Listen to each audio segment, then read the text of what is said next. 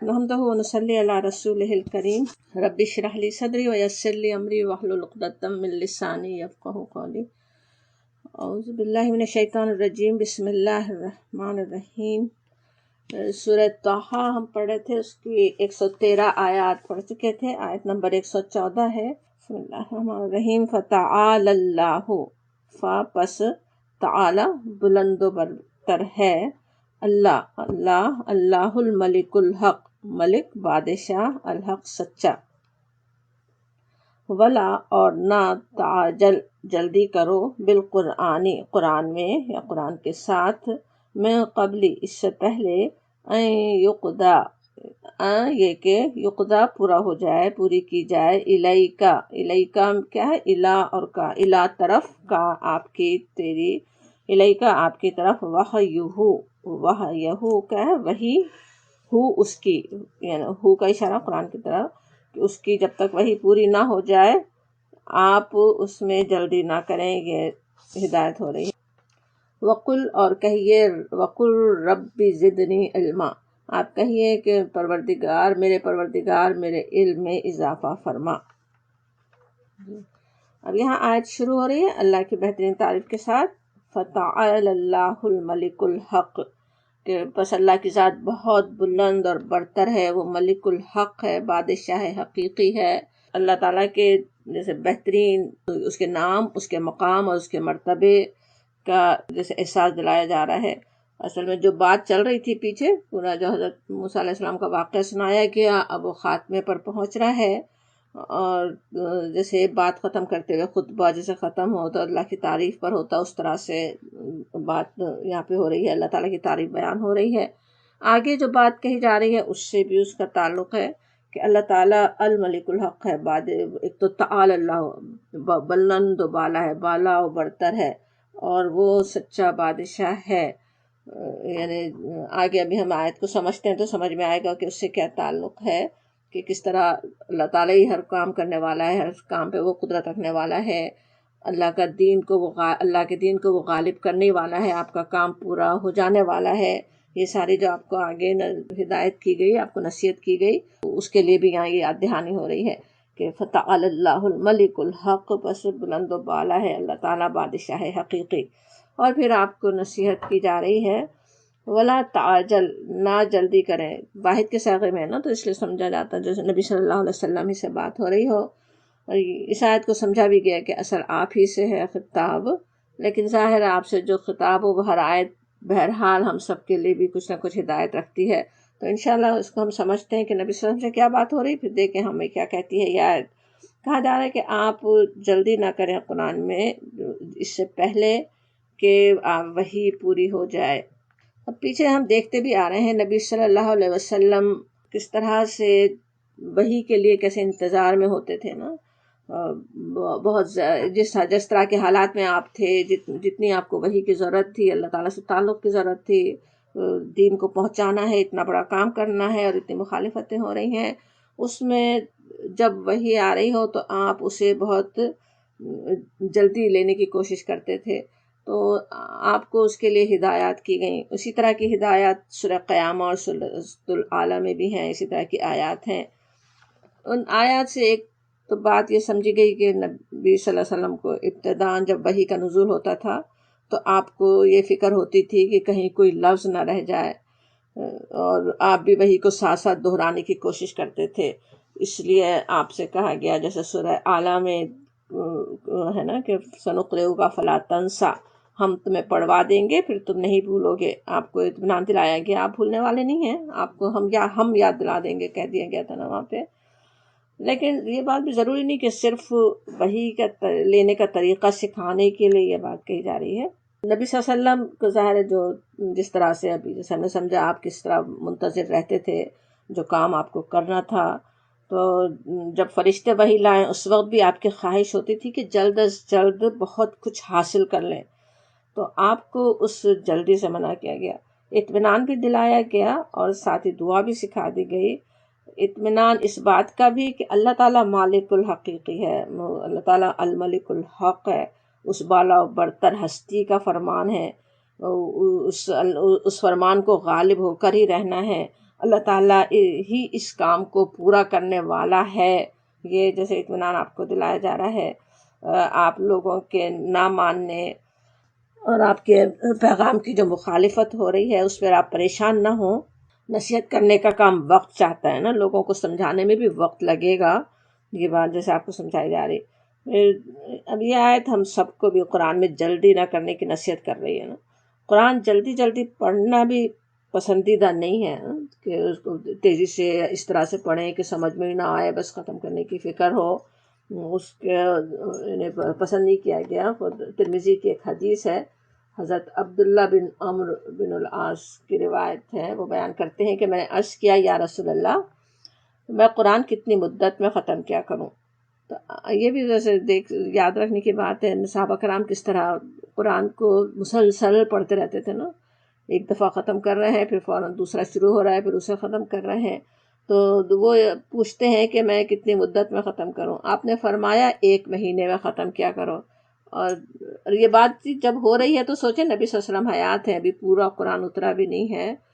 تو لیکن اس قرآن کو بھی آپ نے فرمایا کہ 1 مہینے میں ختم کرنے کی آپ نے مدت دی۔ ان کا جو شوق دیکھا کہ وہ ختم کرنا چاہتے ہیں، پڑھنا چاہتے ہیں، تو مہینے میں ختم کر لو۔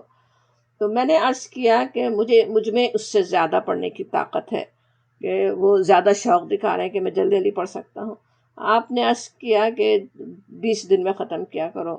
تو میں نے عرض کیا مجھے اس سے زیادہ پڑھنے کی طاقت ہے، آپ نے فرمایا 15 دن میں ختم کیا کرو۔ تو میں نے عرض کیا مجھ میں اس سے زیادہ پڑھنے کی طاقت ہے، آپ نے فرمایا 10 دن میں ختم کیا کرو۔ اور میں نے عرض کیا میں اس سے زیادہ پڑھنے کی طاقت رکھتا ہوں، تو آپ نے فرمایا کہ 5 دن میں ختم کیا کرو۔ تو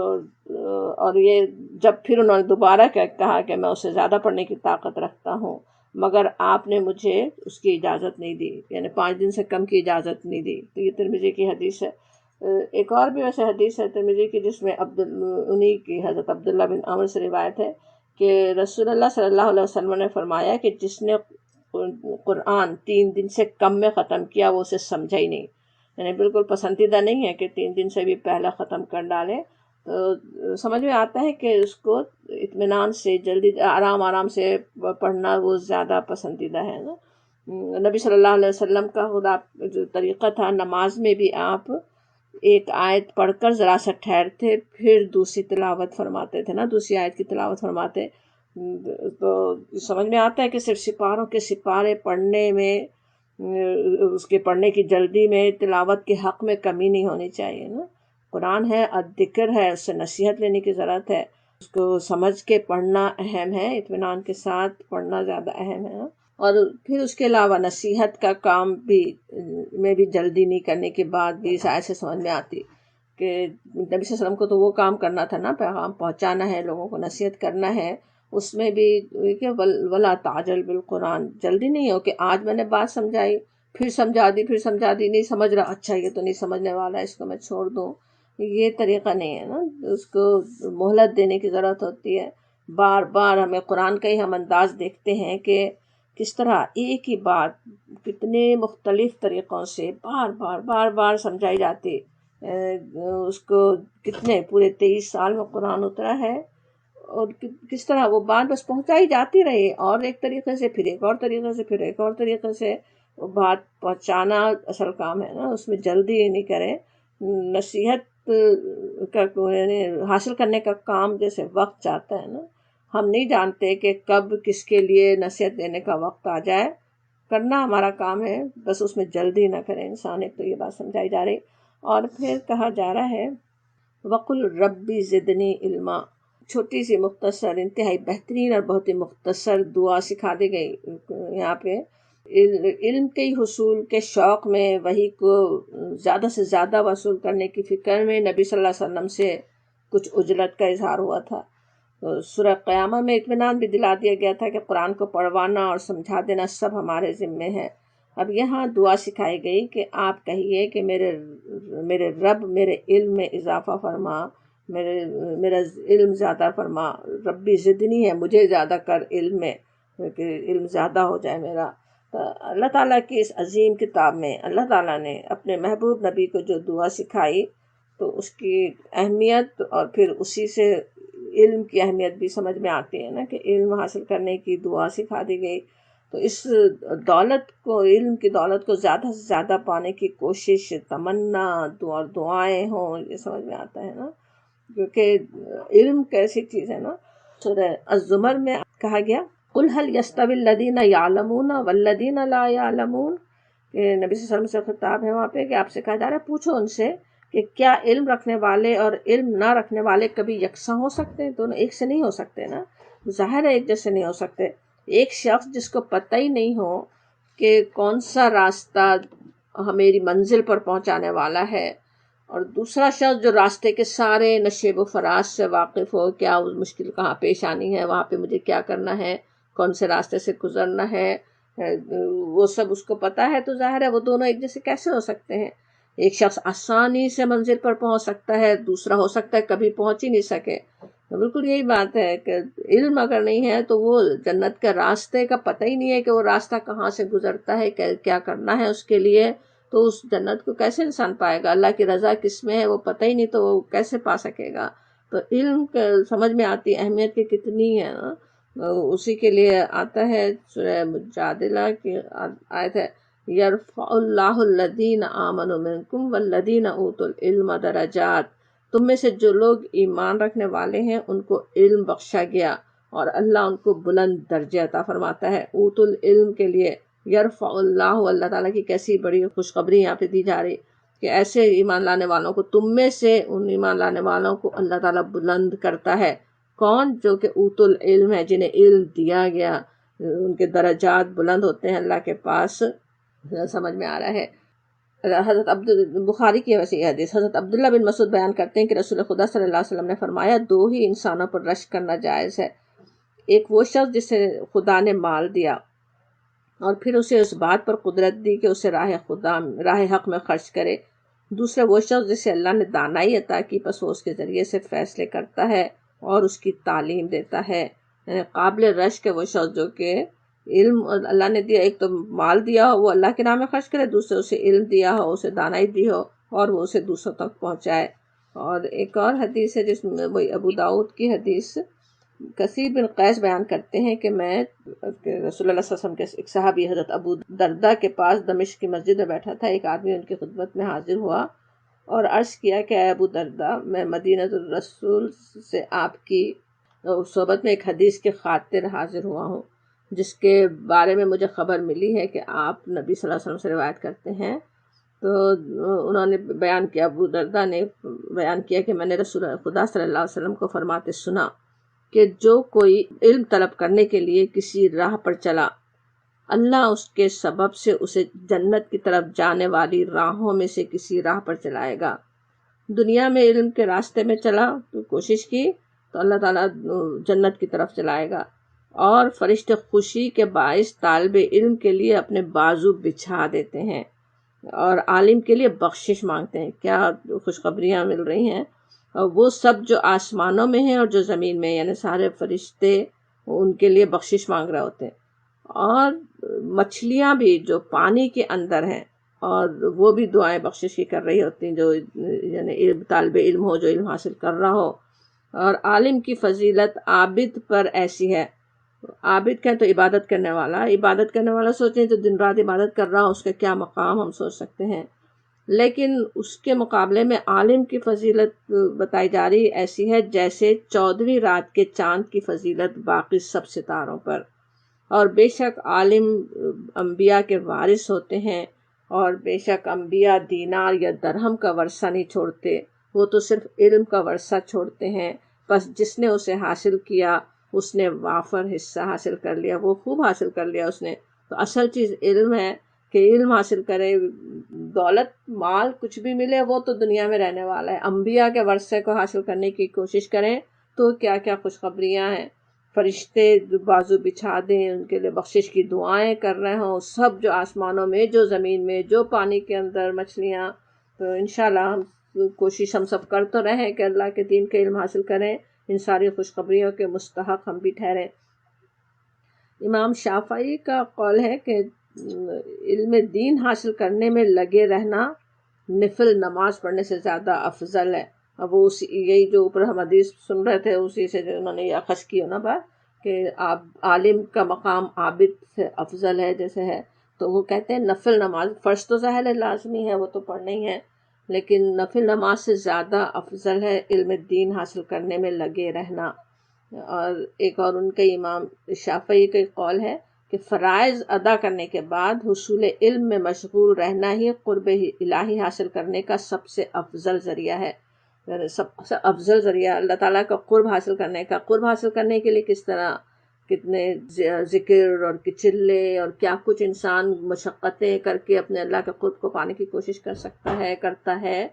وہ بھی انشاءاللہ ہوں گے ذریعہ، لیکن علم کی بات اس سے زیادہ اہم ہے، کیونکہ علم اصل روشنی ہے نا جس سے خود انسان کو راستہ نظر آئے، دوسروں کو وہ دکھا سکے، کتنے سارے انسانوں کو وہ راستہ دکھا سکتا ہے، تو وہ سب سے زیادہ اللہ کے قرب کو پانے کا بہترین ذریعہ ہے۔ امام شافعی کا قول ہے۔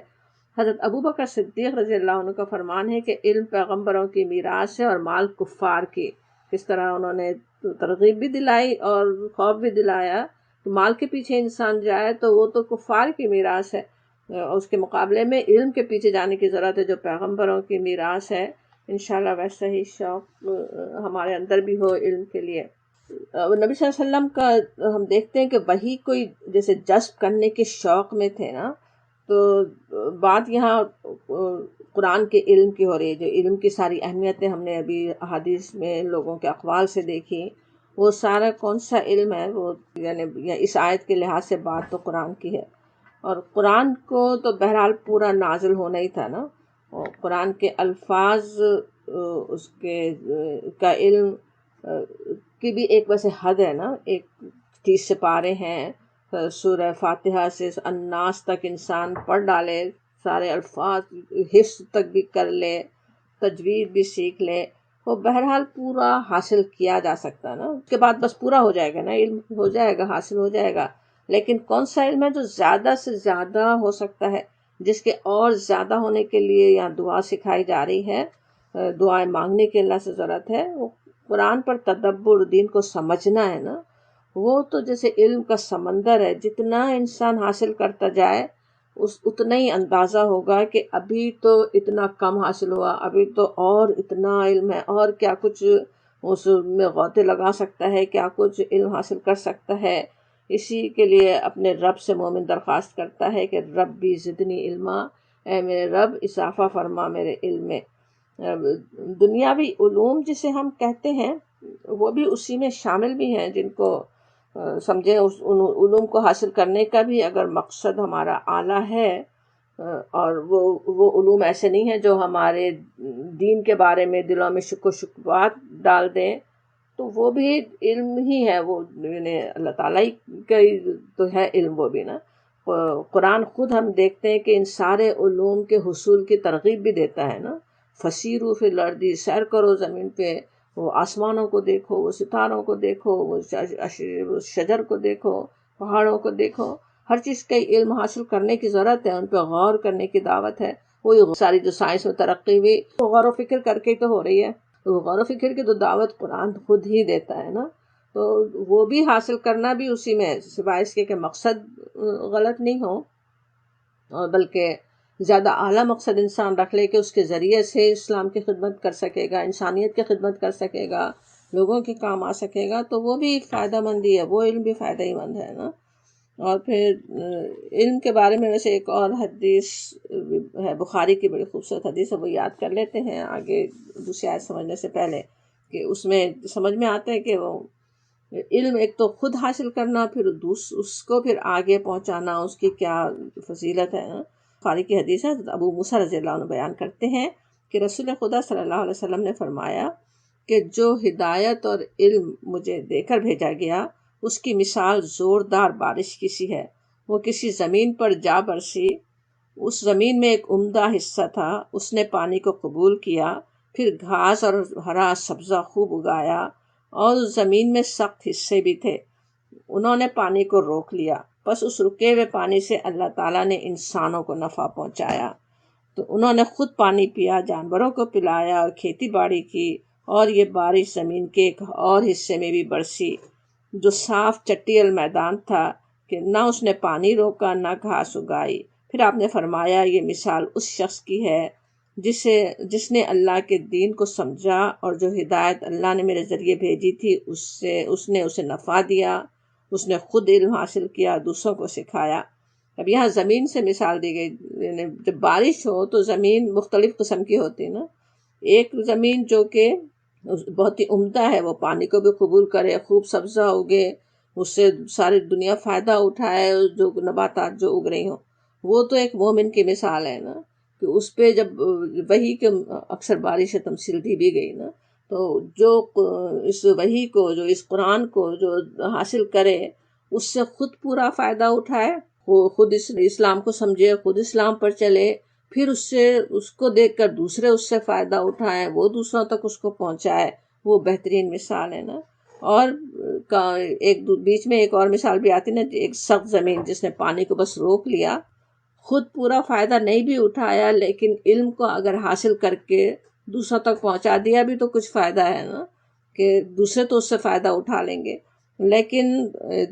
آخری مثال ایسی زمین کی جو کہ خراب ہے، جس نہ خود فائدہ اٹھائے، نہ پانی کو روکے، نہ کسی اور کو فائدہ پہنچائے، تو وہ مثال اس شخص کی جو بالکل بے بہرا ہے، علم سے بے بہرا ہے، بالکل علم حاصل نہیں کر رہا ہے، کچھ اس نے ہدایت سے فائدہ نہیں اٹھایا۔ انشاءاللہ ہم وہ بہترین طریقے سے فائدہ اٹھانے والے ہوں، اس بہترین زمین کی طرح سے خود بھی اللہ کے دین کا علم حاصل کریں، خود اس سے فائدہ اٹھائیں، اور دوسروں تک انشاءاللہ تعالیٰ اسے پہنچانے والے ہوں۔ پھر بات آ رہی ہے، ہم سورہ طٰہٰ پڑھ رہے ہیں، آیت نمبر 115۔ وَلَقَدْ یاد ہوگا کیسے تاکید کا لفظ ہے نا، لقد دونوں ہی تاکید کے لیے آتے ہیں، جملے میں جیسے زور پیدا ہو جاتا ہے نا لقد کہنے سے۔ وَلَقَدْ اور البتہ ضرور ضرور ضرور عہدنا عہد لیا تھا ہم نے، الا طرف آدم کے، من قبل اس سے پہلے، فنسیا پس وہ بھول گئے، ولم اور نہ پایا نجد ہم نے، ولم اور نہیں نجد ہم نے پایا، لہو اس میں عزما عزم۔ اب یہاں یہ آیت جو ہے وہ اس طرح کی ہے جیسے قرآن کا ایک انداز ہم دیکھتے آ رہے ہیں نا، کہ کوئی ایک واقعہ سنانے سے پہلے اس کا خلاصہ چند الفاظ میں بیان کر دیا جاتا، بالکل اسی طرح کی یہ آیت ہے نا، کہ آگے آدم علیہ السلام کا واقعہ آ رہا ہے، لیکن پورے واقعے کو ایک آیت جیسے سمو دیا گیا، کہ ہم نے آدم سے عہد لیا، وہ بھول گیا، ہم نے اس میں عزم نہیں پایا۔ اب آدم علیہ السلام کا واقعہ ویسے اس سے پہلے سورہ بقرہ، سورہ اعراف میں، پھر کچھ سورہ الحجر اور بنی اسرائیل، پھر سورہ کہف میں بھی تھوڑا اشارہ گزر چکا ہے نا۔ تو اب یہاں پہ آ رہا ہے، پھر آگے ایک اور دفعہ سورہ صاد میں آئے گا، کل 7 دفعہ آتا ہے حضرت آدم علیہ السلام کا واقعہ بیان کیا گیا قرآن میں، اور ہر صورت کے لحاظ سے، صورت کے جیسا مضمون ہو اسی لحاظ سے اس واقعے کی طرف ہر صورت میں اشارے کیے گئے۔ یہاں پہ ہم دیکھتے ہیں سورہ طٰہٰ میں جو بات چل رہی تھی، کہ ہم نے کئی دفعہ بیچ میں یاد کی کس طرح ذکر سے بات شروع ہوئی تھی، کہ یہ ذکر جو نازل ہو رہا ہے۔ اب یہاں اس واقعے کے ذریعے سے بھی سمجھایا گیا کہ کیوں انسانوں کو اس یاد دہانی کی ضرورت ہے، اس ذکر کی ضرورت ہے، اور یہ کہ یہ وہی ذکر ہے جو اس کا وعدہ اللہ تعالیٰ نے انسانوں کو دنیا میں بھیجتے وقت کیا تھا، اسی وعدے کو پورا کرنے کے لیے آج یہ قرآن نازل ہو رہا ہے، یہ بات جیسے بتائی جا رہی ہے۔ وَلَقَدْ کا بھی ہم نے سمجھا تاکید پر تاکید زور دے کر جو بات ہو رہی ہے۔ عہدنا جو کہا جا رہا ہے، عہد ویسے تو آپ سمجھتے ہیں عہد کو، لیکن جب عہد الہ آئے تو اس کے معنی ہوتے ہیں کسی کو کوئی خاص ہدایت، آگے الہ کا لفظ ہے نا، تو اس کے معنی ہوں گے کہ کوئی خاص ہدایت یا وصیت بہت ہی تاکید اور اہتمام کے ساتھ دی گئی ہو، دی جا رہی ہو، اس کے لیے آتا، اس تاکید کے لیے آتا ہے کہ عہد الہ، جیسے کہ خاص ہم نے ہدایت اس کو کی تھی کہ یہ کام جیسے کرنا ہی ہے آدم علیہ السلام کو۔ اوپر کی آیت میں نبی صلی اللہ علیہ وسلم کو قرآن کے معاملے میں جلدی کرنے سے روکا گیا تھا، اب یہاں اس جلدی کے نقصانات کی بھی وضاحت ہے، حضرت آدم اور علیہ السلام اور ابلیس علیہ السلام کے واقعے کے حوالے سے، کہ عجلت کسی کو بھی راس نہیں آتے نا۔ موسیٰ علیہ السلام نے کچھ عجلت کی تو پیچھے سامری نے فتنہ کھڑا کر دیا، اس کا ذکر تھا ابھی اسی صورت میں، اور اب یہاں یہ ذکر آ رہا ہے کہ وَلَقَدْ عَهِدْنَا إِلَىٰ آدَمَ مِن قبل، اب یہاں کہا جا رہا ہے، یہ ماضی کی سرگزشت سنائی جا رہی ہے کہ تمہارے باپ آدم علیہ السلام کے ساتھ کیا ہوا تھا کہ فنسیا، وہ بس بھول گیا، ولم نجد لہ عزما، ہم نے اس میں عزم نہیں پایا۔ نسیہ کے معنی ہوتے بھولنے کے، نگاہوں سے جیسے کوئی بات اوجھل ہو جائے اس کے لیے بھی آتا ہے۔ حضرت آدم علیہ السلام کو جو ہدایت کی گئی تھی وہ ایک وقتی جذبہ کی وجہ سے، اجرت کی وجہ سے، ان کی نگاہوں سے اس وقت اوجھل ہو گئی نا کہ کیا کرنا ہے، وہ جیسے بھول گئے، ذہن میں نہیں رہا کہ کیا کرنا چاہیے اس وقت، اور وہ مضبوط اپنے جو عزم پہ جو قائم رہنا تھا اس پہ وہ قائم نہیں رہ سکے۔ اس میں اجلت بھی جو ہے وہ اصل میں انسان کے جذبات جو ہیں مختلف قسم کے، اس میں سے ایک جذبہ ہے نا۔ دوسری جگہ بھی آتا خلق الانسان من اجل، سورہ انبیاء میں کہا گیا، سورہ الاسراء میں کہا گیا کان الانسان عجولا۔ اب انسان کے اندر جو صفات اللہ تعالیٰ نے رکھی، کچھ اس میں فائدے بھی ہیں ان کے لیے، اور یہ کہ امتحان بھی ہے، اور اگر وہ صبر اور عزم پہ جیسے قائم رہنے کی ضرورت ہے، وہی تو امتحان ہو رہا ہے نا۔ ان جذبات کے حوالے اپنے آپ کو نہیں کر دے، اس کے مقابلے میں صبر اور عزم پہ قائم رہنا اصل چیز ہے، اور اسی میں کمی پائی گئی۔ کہا جا رہا وَلَمْ نَجِدْ لَهُ عَزْمًا، عزم کیا ہوتا ہے؟ جیسے کسی چیز پہ صبر کے ساتھ، استقامت کے ساتھ جیسے کرنا کوئی کام، اس کی استقامت جس کی ضد کیا ہے؟ بے صبری اور جلد بازی، اور تو اس کے مقابلے میں عزم کیا ہے کہ انسان جو ارادہ کر لے، جو طے کر لے بات، اس پہ قائم ہی رہے، وہ کر ہی ڈالے، وہ کرتے ہی رہے، کبھی اس سے پھسلے نہیں۔ اور اسی بے صبری اور جلد بازی کے جو نقصانات ہیں اس سے آگاہ کرنے کے لیے واقعہ جیسے ہمیں سنایا جا رہا ہے، کس طرح سے وہ اس وقت جو ان سے جلدی ہوئی آدم علیہ السلام سے، تو وہ بتایا جا رہا۔ اب یہ سمجھ میں آ رہا ہے کہ جو آدم علیہ السلام سے غلطی سمجھے سرزد ہوئی، اللہ تعالیٰ کے حکم کے ساتھ جو انہوں نے معاملہ کیا، وہ ایسا نہیں تھا کہ کوئی تکبر کی بنا پہ یا سرکشی کی بنا پہ کیا ہو۔ یہاں پہ اللہ تعالیٰ جیسے خود ہی ان کو عذر بھی دے رہے ہیں نا حضرت آدم علیہ السلام کو، کہ بات یہ نہیں تھی کہ اس کی طرح سے شاید ابلیس کی طرح تکبر میں نہیں پڑے تھے، بس عزم اور ارادے کی کمی کی وجہ سے غفلت اور بھول ان سے ہو گئی، اور اس کی اللہ کے حکم کی خلاف ورزی پوری کا کوئی ارادہ نہیں تھا، اس کی نیت نہیں تھی کہ مجھے ماننا نہیں ہے، لیکن ان سے وہ کام ہو گیا نا، بس ارادے میں مضبوطی نہیں تھی، تو اس کا ذکر آ رہا ہے۔ یہ بھی بات سمجھ میں آتی کہ کس طرح یہاں پہ آدم علیہ السلام کو کہا جا رہا ہے نا وَلَقَدْ عَهِدْنَا إِلَىٰ آدَمَ مِن قَبْلُ، کہ ہم نے آدم سے عہد لیا تھا۔ اور یہ بڑی اہم بات ہے ویسے، کیونکہ پچھلی کتابوں میں اور اس کی وجہ سے مسلمانوں میں بھی یہ غلط فہمی آ گئی نا کہ سارا الزام حضرت حوا پہ ڈال دیا گیا۔ انگلش میں تو جیسے ایول کا لفظ بھی اسی سے ہی ہے نا، ایو سے، جیسے کوئی وہی اصل بہکانے والے ہوں، اور نعوذ باللہ۔ تو یہ قرآن جو ہے وہ الزام عورت پہ سے ہٹا دیتا ہے، ان کی وجہ سے پوری عورتوں کو بھی الزام دے دیے گئے نا سبھی کو۔ تو قرآن نے جیسے اس سے ہمیں آزاد کیا کہ وہ حضرت آدم علیہ السلام سے ہوئی تھی خلاف ورزی، آدم علیہ السلام بھول گئے تھے، یہاں پہ صاف صاف بتایا جا رہا ہے۔ آگے بھی آ رہا ہے جہاں پھسلنے کی بھی بات آتی ہے یا دوسری جگہ بھی آتی ہے، تو دونوں کی آتی، دونوں ہی پھسلے، دونوں پہ ہی کوشش کی، دونوں پہ شیطان نے ان دونوں کو بہکانے کی کوشش کی تھی، صرف ان کا نہیں تھا کہ وہ بہکی ہوں، بلکہ اصل ذمہ داری یہاں پہ آدم علیہ السلام کی سمجھ میں آ رہی ہے۔ اور پھر کہا جا رہا وَإِذْ قُلْنَا، اور جب کہا ہم نے لِلْمَلَائِكَةِ اسْجُدُوا، فرشتوں سے اسجدوا، تم سجدہ کرو، آدم کو، فسجدوا، سب نے سجدہ کیا، الا مگر ابلیس ابا، اس نے انکار کیا۔ اب ابا، اس نے انکار کر دیا۔ ایک تو یہ بات کہ فرشتوں کو حکم دیا گیا تھا، پھر ابلیس نے انکار کیا۔ ابلیس اگرچہ جنوں میں سے تھا، صاف صاف قرآن بتا دیتا ہے نا ہمیں، سورہ کہف میں بھی جہاں حضرت آدم علیہ السلام کا واقعہ تھا وہاں بھی یہی بات ہے کہ وہ جنوں میں سے تھا، اپنے رب کے حکم سے نافرمانی کی۔ فرشتوں کے پاس تو اختیار نہیں ہے نافرمانی کا، وہ تو ہیں اب بنے ہی اس طرح سے ہیں کہ وہ اللہ کے اطاعت ہی کرتے رہیں۔ جن اس طرح کی مخلوق ہے جن کے پاس اختیار ہے، تو ان کو بھی ساتھ ہی جھکنا تھا، اس کو بھی فرشتوں کے ساتھ، لیکن اس نے انکار کر دیا، وہ آتا ہے۔ اب انکار کی کیا وجہ تھی وہ ابھی ہم پڑھ ہی چکے ہیں نا، کہ کس طرح اس کو کیا غلط فہمی تھی نا، کہ انا خیر منہ، میں اس سے بہتر ہوں،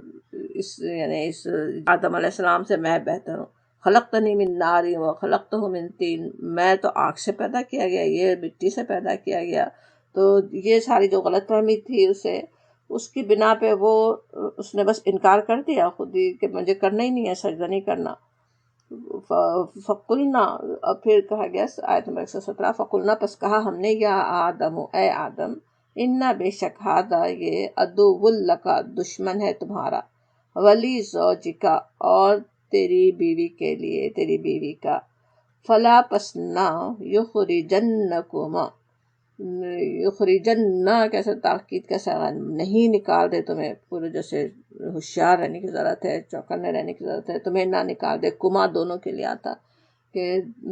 حضرت آدم حضرت حوا دونوں کا نہ نکال دے، من الجنتی جنت سے، فتشقا پھر تم تکلیف میں پڑ جاؤ۔ اب یہاں کیسی، جیسے ایک تو پتہ چل رہا ہے صاف صاف کیسا وہ دشمن تھا نا، اس کا دشمن ہونا قرآن میں کئی جگہ آتا ہی ہے یہاں، اور دشمنی وہ ازل سے شروع ہو گئی۔ حضرت آدم علیہ السلام ابھی پیدا ہوئے ہیں، ان کو سجدے کا حکم ہوتا ہے، اور وہاں وہ دشمنی کی ابتدا ہو گئی، کہ وہ دشمن بن گیا کہ اپنے آپ کو برتر سمجھ رہا ہے اور ان کے آگے جھکنا نہیں ہے۔ اور دشمنی بھی کیسی اس کی دشمنی تھی نا،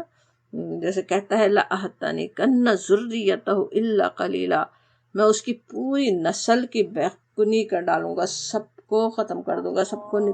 تیری اطاعت سے ہٹا دوں گا۔ اس کا عزم کی آوت ہے نا، اور یہ کہ اس سے تھوڑے ہی لوگ مجھ سے بچ سکیں گے۔ دنیا کے میں سوچیں، ویسے کوئی بڑے سے بڑا دشمن بھی دنیا میں جو ہو، وہ تو بس ہماری دنیا ہی برباد کر سکتا ہے نا، جان لے سکتا ہے، اس کے بعد اور کیا دشمنی ہو سکتی ہے نا۔ لیکن یہ تو کیسا دشمن ہے نا، جو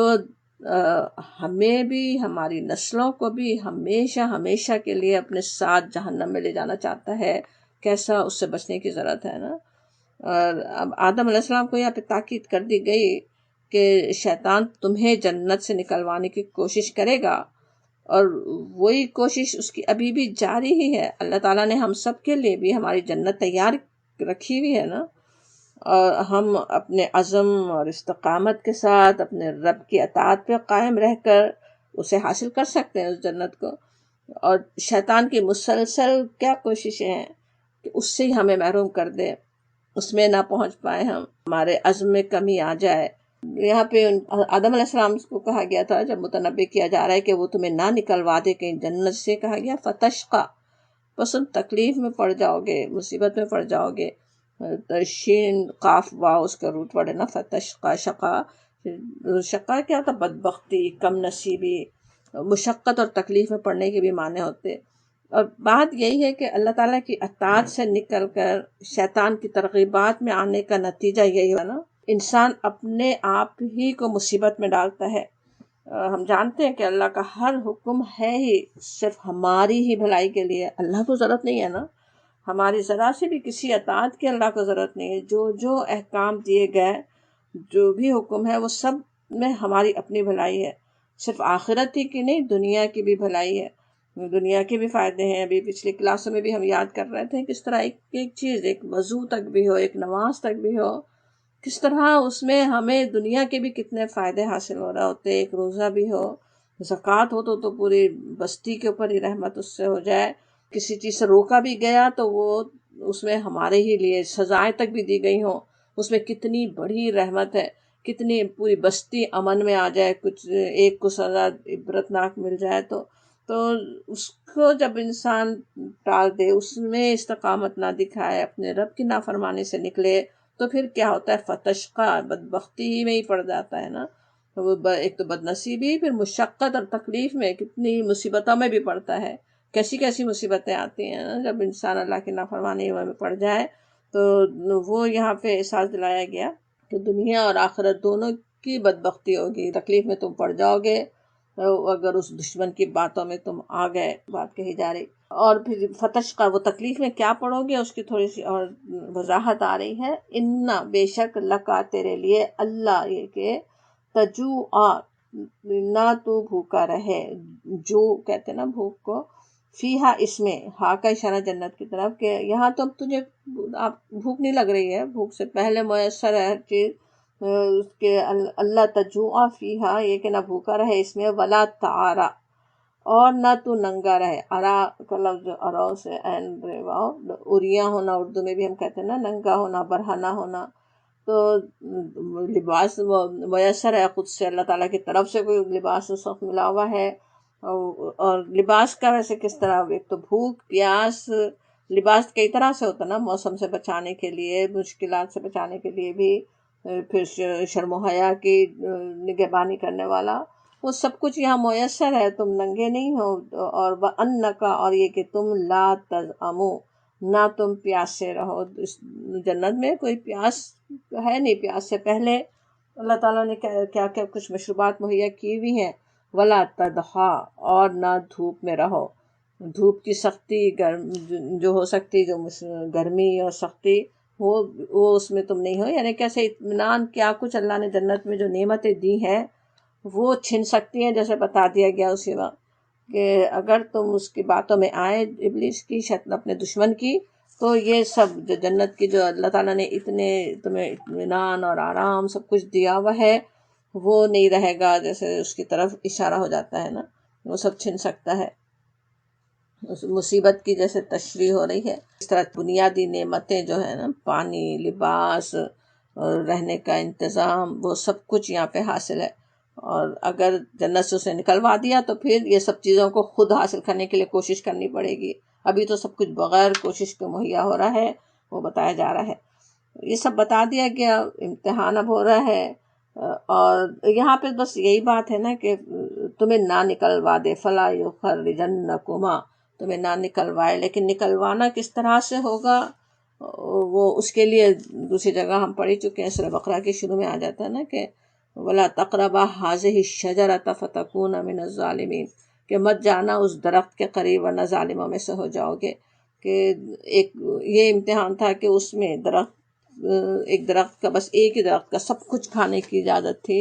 ساری جنت کی نعمتیں ہیں، ایک وہ درخت کا بس پھل نہیں کھانا وہ کہہ دیا گیا تھا. اور ہوتا کیا ہے، کسی کے پیچھے پڑ جاتا ہے نا ابلیس. دنیا میں بھی اکثر یہی ہوتا ہے نا کہ ایک جو چیزیں منع کی گئی ہوں،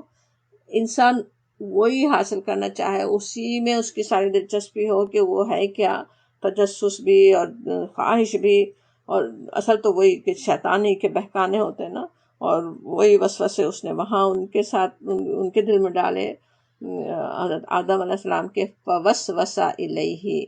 پھر وسوسہ ڈالا طرف اس کی. یہاں بھی ہی آ رہا ہے، ایک آدم علیہ السلام کی طرف اشارہ، مذکر میں ہی جیسے اس کو کہا جا رہا نا، اس نے وسوسہ ڈالا. اگرچہ دوسری جگہ دونوں کے بہکانے کی بھی بات آتی ہے، لیکن اصل ٹارگٹ آدم علیہ السلام ہی ہے نا اس کا. پھر وسوسہ ڈالا طرف اس کی الشیطان، و شیطان نے. قالا کہا، یا آدم اے آدم، هل ادلک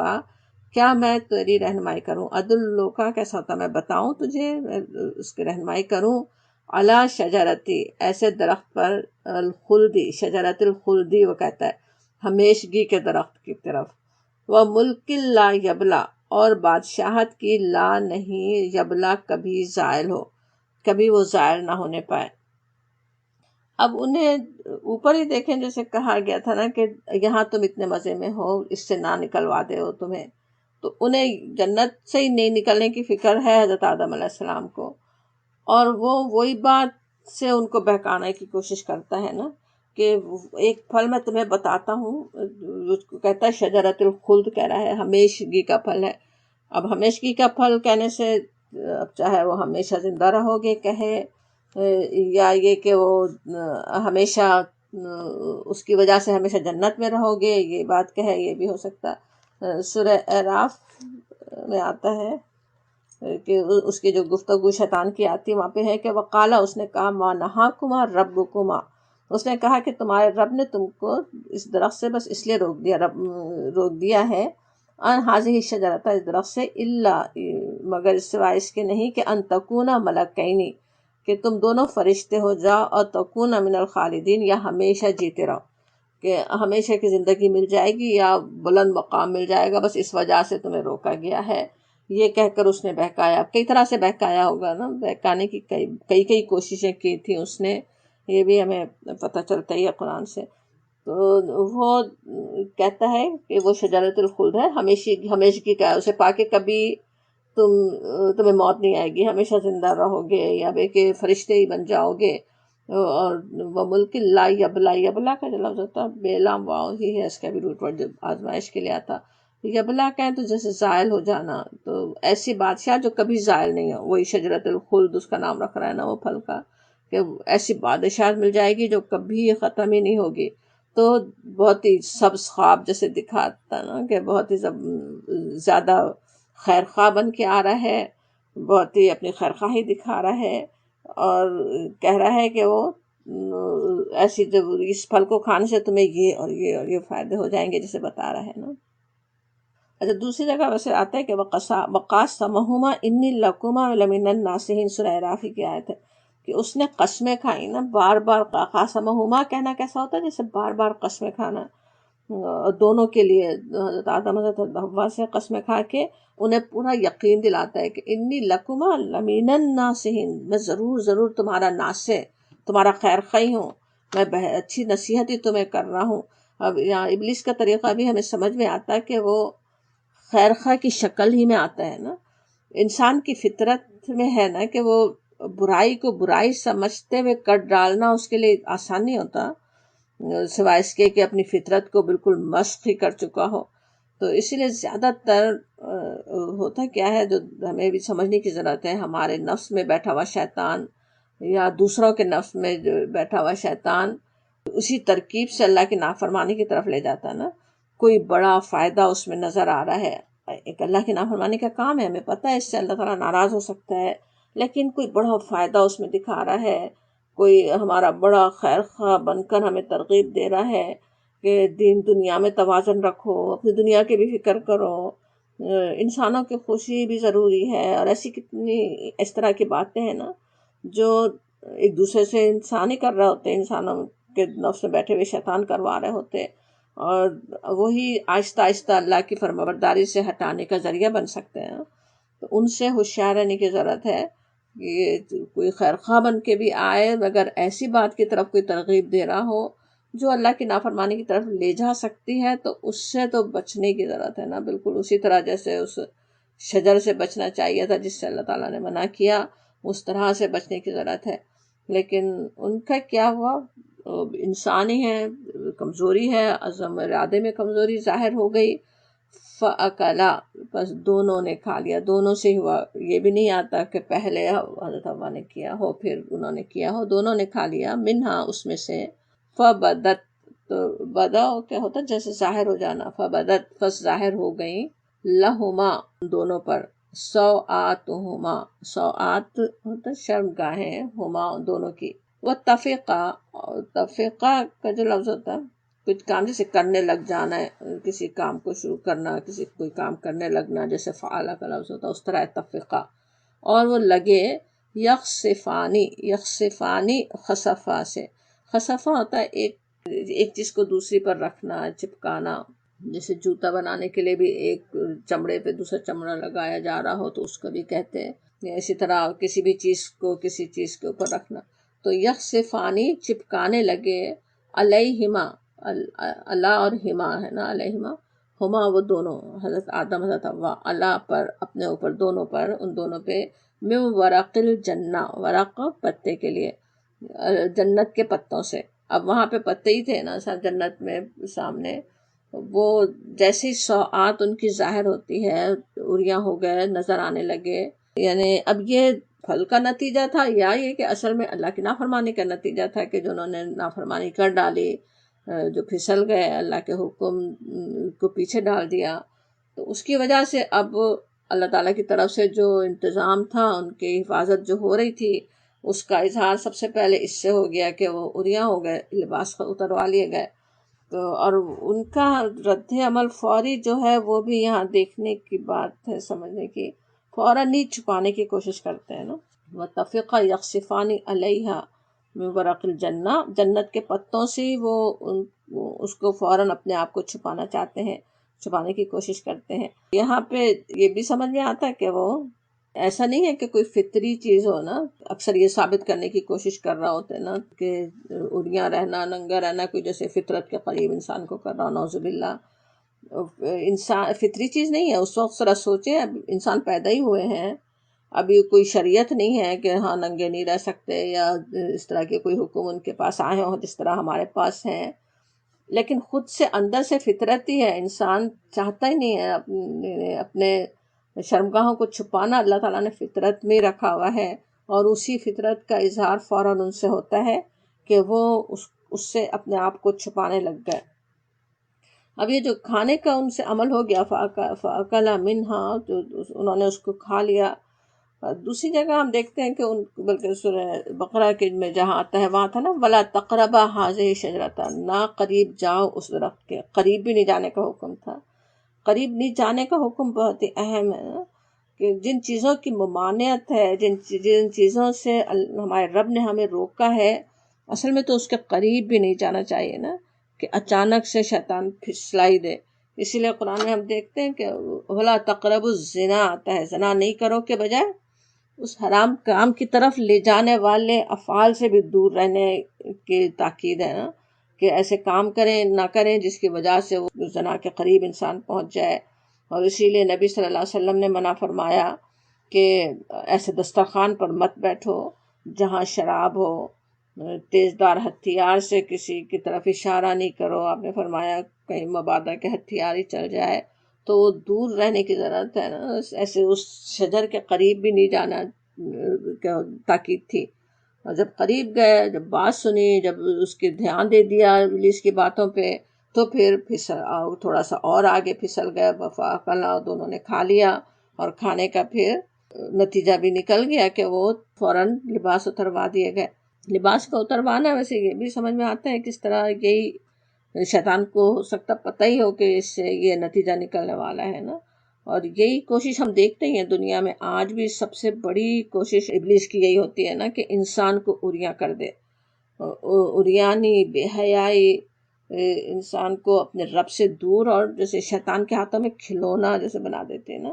مومن کی صفات قرآن میں جہاں آتی ہیں، جیسے سورہ مومنون اور سورہ معارج میں آتا ہے والذین ہم لفروجہم حافظون، وہ اپنی شرمگاہوں کی، اپنے ستر کی حفاظت کرتے ہیں، کرنے والے ہوتے ہیں نا مومن۔ نبی صلی اللہ علیہ وسلم نے تنہائی میں تک بھی عریاں ہونے کی سخت ممانعت فرمائی ہے۔ ہوتا یہی ہے کہ اگر عریاں ہوں، اپنے آپ تک کو بھی دیکھنے سے جسے منع کیا آپ نے، تو انسان کے اپنے نفس پر ہی اس کا غلط اثر پڑتا ہے نا۔ اور آج ہم دیکھتے ہیں کہ شیطان کی کیسی کوشش ہے نا کہ کپڑے اتروا دے، کم از کم سے کم کروا دے، یا یہ کہ زیادہ سے زیادہ عریاں رہ سکیں، جسم کے حصے کئی نظر آ رہے ہوں، کپڑے پہنے ہوئے بھی پورے تو نہیں اتار سکتے، تو یہ کوشش ہو رہی ہوتی ہے نا شیطان کی کہ زیادہ سے زیادہ جسم کا حصہ نظر آئے، اور کچھ نہیں تو جسم کی پوری بناوٹ ظاہر ہو رہی ہو۔ شیطان کی ان چالوں سے ہمیں کیسے ہوشیار رہنے کی ضرورت ہے نا، اپنی اولادوں کو بھی ہوشیار کرنے کی ضرورت ہے کہ آہستہ آہستہ ہی لے جاتا ہے نا کام، کیسے وہ کرتا ہے نا، آہستہ آہستہ بار بار کر کے، جس طرح ان کے ساتھ کیا، قاسمہما، آہستہ آہستہ ان کو قسمیں دے دے کے انہیں اپنے ڈھپے لے آیا تھا، حضرت آدم حضرت حوا کو، بالکل اسی طرح کرتا۔ اب ایک دم سے ایسا نہیں کہ عریاں کر دے گا، ایک دم ایسا نہیں کہ اللہ کی نافرمانی کی طرف لے جائے گا، لیکن تھوڑا تھوڑا سا۔ آج یہ فیشن ہے، آج کتنا ہم دوسروں سے مختلف رہ سکتے ہیں، تھوڑا سا لباس کو تبدیل کر لیا، تھوڑا اور تبدیل کرتے کرتے کس طرح پورے ہی نمایاں ہو کے رہ جائے انسان۔ تو اس سے اللہ تعالیٰ اپنی پناہ میں رکھے۔ اور کہا جا رہا وَعَصَىٰ آدم،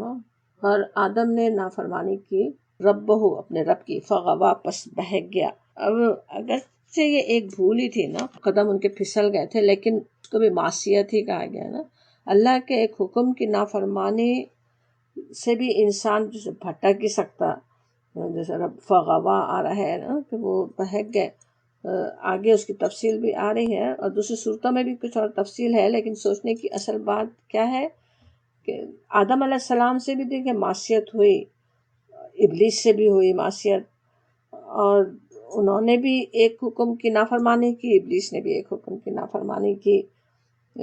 لیکن ابلیس کے ساتھ کیا معاملہ ہوا، اس کو تو کہہ دیا گیا خرج منہا مدعوما مدحورا، نکل جائے یہاں سے ذلیل ٹھکرایا ہوا۔ بات کیا تھی کہ ابلیس نے خود اپنے رب کے حکم کو نہ ماننے کا فیصلہ کیا، اور نافرمانی کر کے بھی اس پر شرمندہ ہونے کے بجائے اڑ جاتا ہے نا۔ اللہ کے حکم پر بھی اس کو اعتراض ہے کہ کیسے کہتا ہے قال اسجد لمن خلقت طینا، کیا میں اس کو سجدہ کروں جسے تو نے مٹی سے بنایا؟ کیسے حقارت سے جیسے کہہ رہا ہوں نا کہ اس کی میں کروں، اس کے سامنے سجدہ کروں۔ قال ارأیتک، نعوذ باللہ کیا کہتا ہے، کیا دیکھا تو نے، ھذا الذی، اس کو، کرمت علیہ، تو نے مجھ پر اس کو فضیلت دے دی۔ اسرا کی آیات ہے نا کہ کیا یہ اس قابل تھا کہ تو نے اس پر مجھے فضیلت دی؟ تو کیسے سخت غرور میں مبتلا ہے نا۔ اور پھر نعوذ باللہ اللہ پر یہ الزام رکھتا ہے کہ تو نے مجھے بہکایا۔ قال ربی بما اغویتنی، کہتا ہے نا کہ اے رب، میرے رب، جیسا تو نے مجھے بہکایا سورۃ الحجر میں،